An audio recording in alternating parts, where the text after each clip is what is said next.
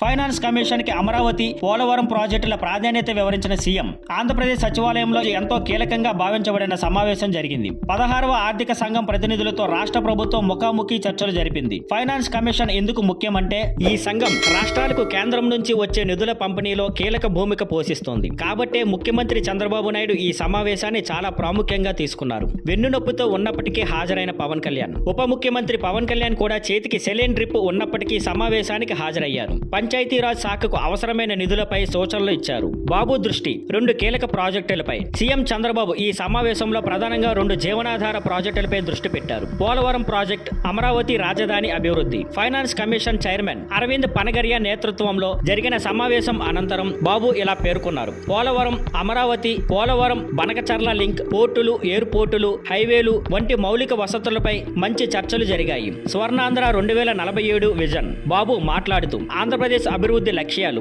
ఎదుర్కొంటున్న సవాళ్లు మరియు స్వర్ణాంధ్ర 2047 లక్ష్యంపై వివరించారు. ఇప్పుడే సరైన మద్దతు లభిస్తే రేపటి భారత విజయంలో ఆంధ్రప్రదేశ్ కీలక పాత్ర పోషిస్తుంది అన్నారు. కమిషన్ స్పందన. బాబు అభిప్రాయంతో పాటు పోలవరం వ్యవసాయం కోసం జీవనాధారం, అమరావతి సామాజిక అండ్ ఆర్థిక అభివృద్ధికి కేంద్ర బిందువు అని స్పష్టంగా వివరించారు. ఈ 2 ప్రాజెక్టులపై ఆర్థిక సంఘం మంచి స్పందన ఇచ్చినట్టు సమాచారం. మొత్తానికి బాబు సారథ్యంలో రాష్ట్ర ప్రభుత్వం కేంద్రం నుంచి నిధుల రాక కోసం కీలకంగా అడుగులు వేస్తోంది. అమరావతి, పోలవరం ప్రాజెక్టులపై ఈ ప్రాధాన్యత కొనసాగితే రాష్ట్ర అభివృద్ధికి కొత్త దారులు తెరుచుకునే అవకాశం ఉంది. Thank you for watching. Please like, share and subscribe.